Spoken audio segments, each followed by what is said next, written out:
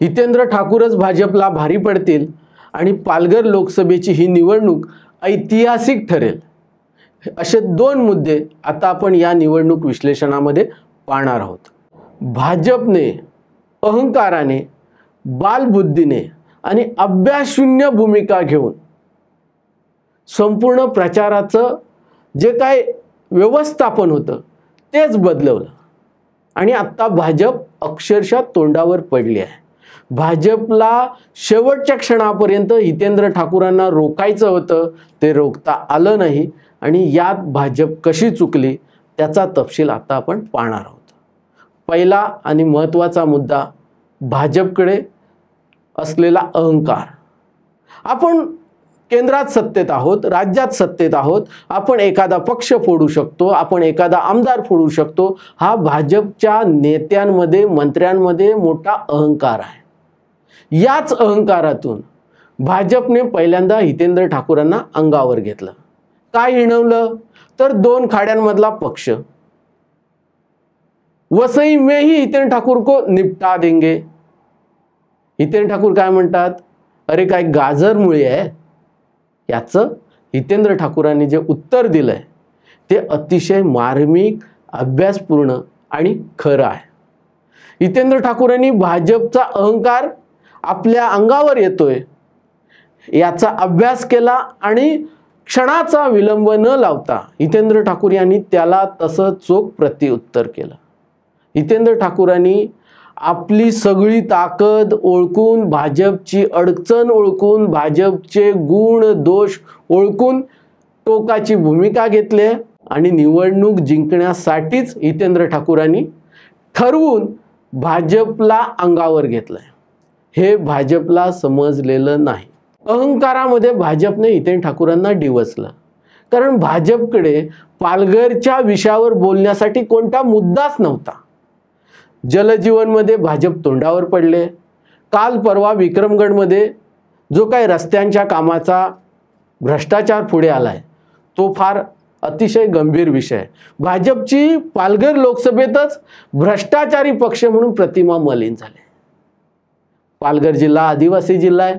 या आदिवासी जिल्ह्यातला माणूस पिण्याच्या पाण्यासाठी तडफडतोय आणि मोदी गॅरंटीचा जो देशभर प्रचार होतोय त्याच मोदी गॅरंटीमधल्या जलजीवनमधल्या पाणी पुरवठ्याच्या योजनांची अवस्था अक्षरशः भ्रष्टाचारात बुडाल्यासारखी आहे.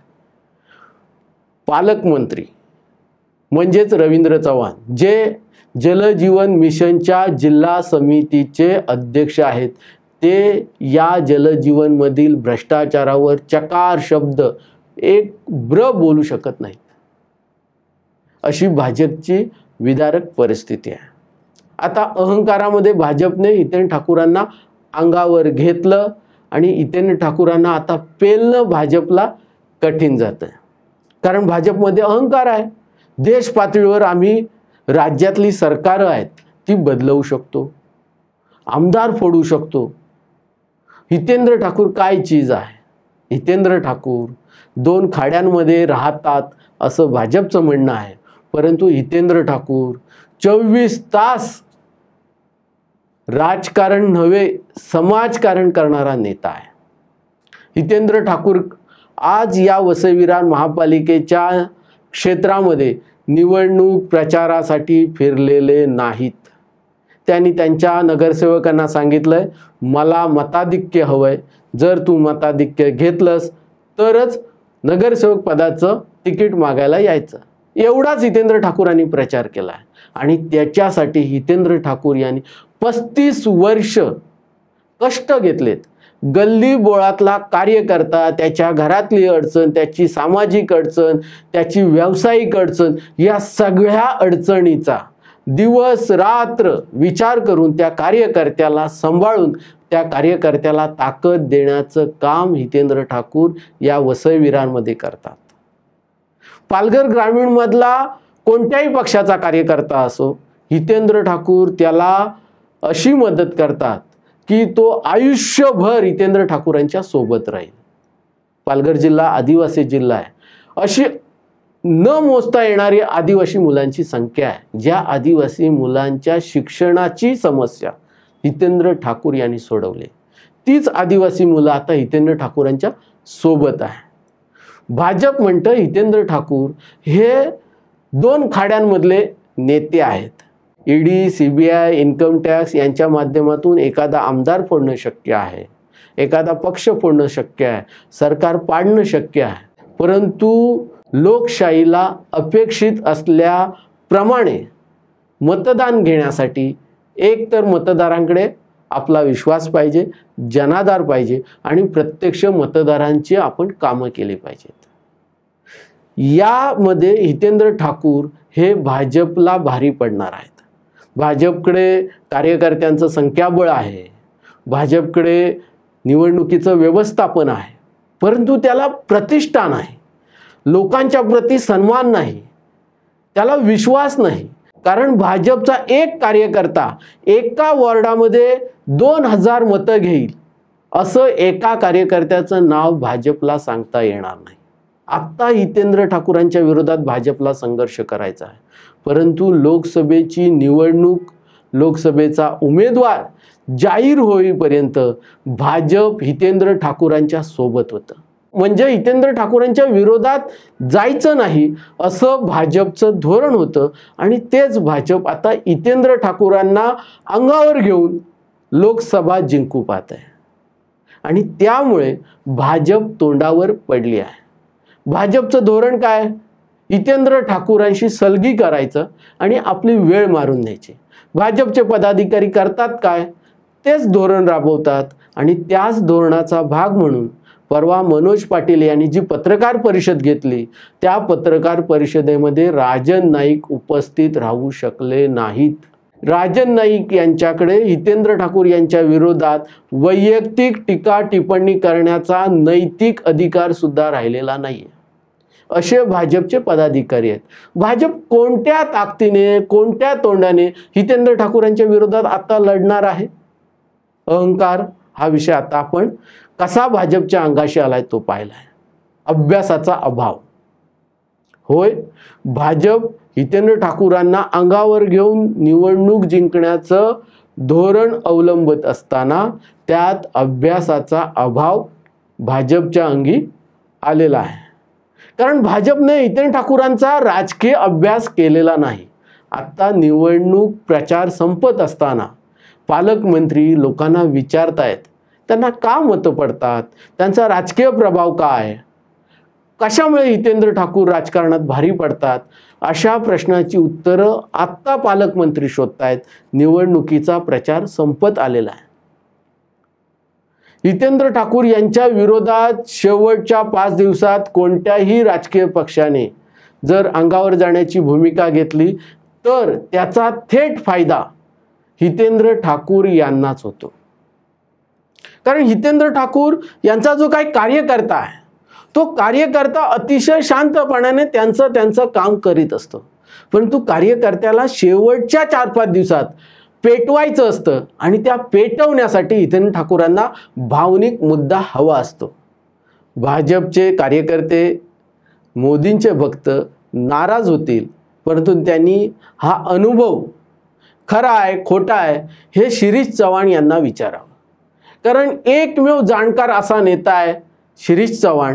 त्यांनी त्यांच्या पक्षाच्या नेत्यांना सांगितलं, तुम्ही शेवटच्या 4 दिवसात हितेंद्र ठाकूरांच्या विरोधात कोणतीही भूमिका घेऊ नका.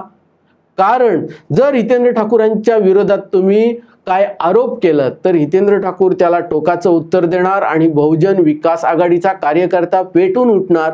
तो जे 50% काम करणार आहे तो कार्यकर्ता त्या वादामुळे 100% काम करतो.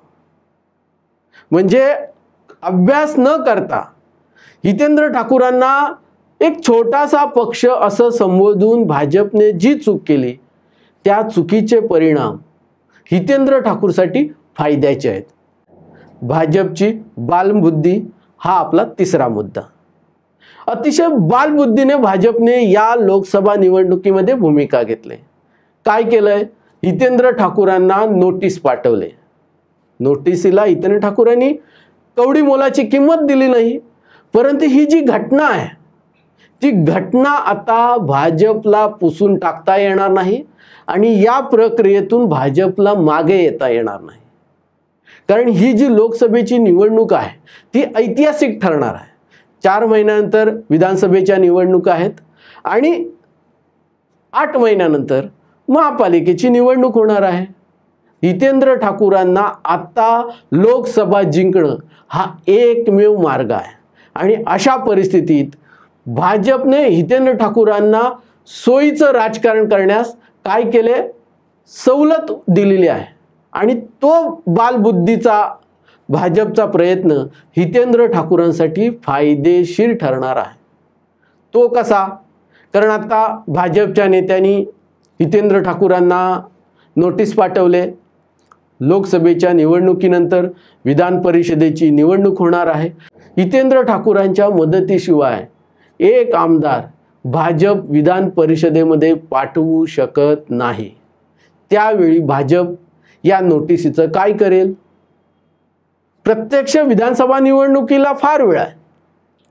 त्या विधानसभा निवडणुकीच्या वेळी भाजप हितेंद्र ठाकूरांच्या विरोधात लढेल. 3 महिन्यात भाजपने अभ्यास केला, भूमिका बदलली आणि त्यावर भाजप ठाम राहिली तर कसोटीची लढत होईल.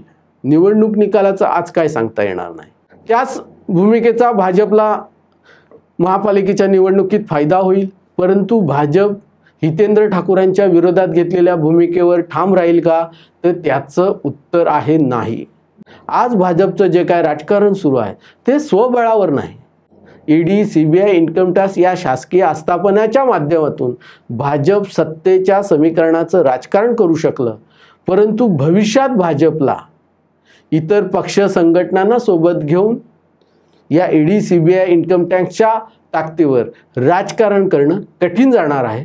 हितेंद्र ठाकूर यांचा पक्ष 2 खाड्यांच्या मधला असला तरी हितेंद्र ठाकूरांचा या लोकसभेच्या मतदारसंघामध्ये जो जनाधार आहे, हितेंद्र ठाकूरांचा लोकांशी जो संपर्क आहे, हितेंद्र ठाकूर 24 तास जे काय समाजसेवेचं व्रत घेऊन या राजकीय पटलावर काम करतात, त्या ताकदीवर हितेंद्र ठाकूर या लोकसभेच्या निवडणूक प्रचारामध्ये भाजपला भारी पडलेत. त्यामुळे भाजपची मोठी दमछाक झाली. एक तर भाजपचा हितेंद्र ठाकूरांशी जो संघर्ष झाला त्या संघर्षात भाजपला आपला प्रभाव सिद्ध करता आला नाही. पालघर लोकसभेतील लोकांचा जीवन मरणाचा असलेला प्रश्न भाजपला मांडता आला नाही. वाढवण बंदराचा विषय भाजपच्या विरोधात आहे. जलजीवनचा विषय भाजपच्या विरोधात आहे. आत्ता जे काय जिल्हा परिषदेतले PWDतले रस्ते आहेत ते दोन्ही विभागातले रस्ते एकच आहेत. हा घोटाळा पुन्हा आता चर्चेला आला आहे.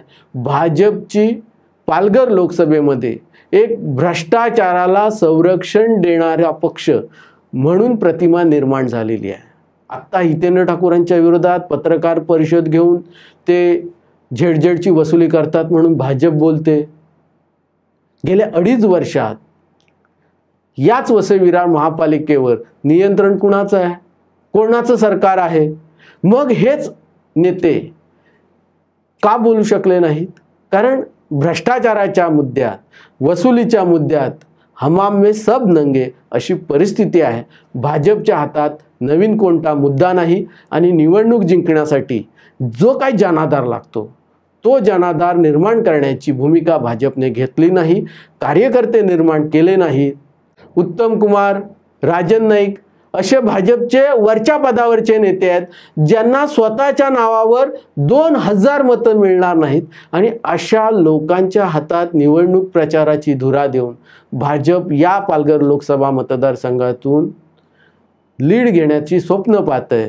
आणि हितेंद्र ठाकूरांच्या अंगावर जाऊन भाजप आपण कसे शक्तिशाली आहोत, आपण कसे आक्रमक आहोत असं दाखवण्याचा प्रयत्न करते. यातून भाजपला कोणताही जनाधार मिळवता येणार नाही. भाजपने हितेंद्र ठाकूरांच्या विरोधात आरोप प्रत्यारोप करून जी चूक केले त्याचा थेट फायदा हितेंद्र ठाकूरांनाच होणार आहे. म्हणून 2 खाड्यांच्या मध्ये असलेला हितेंद्र ठाकूर यांचा छोटासा पक्ष या पालघर लोकसभा मतदारसंघामध्ये भाजपला भारी पडेल असं चित्र राजकीय पटलावर स्पष्टपणे दिसत आहे. मोदी भक्तांना, भाजपच्या कार्यकर्त्यांना यात दुखावण्याचा हेतू नाही, परंतु यात त्यांनी अभ्यास केला तर त्यांना पुढच्या विधानसभेत त्याचा फायदा होईल, महापालिकेत फायदा होईल. कारण भाजपने अहंकारातून, अभ्यासशून्य भूमिकेतून, बालबुद्धीने हितेंद्र ठाकूरांच्या विरोधात घेतलेली भूमिका आता भाजपला भोवते. धन्यवाद.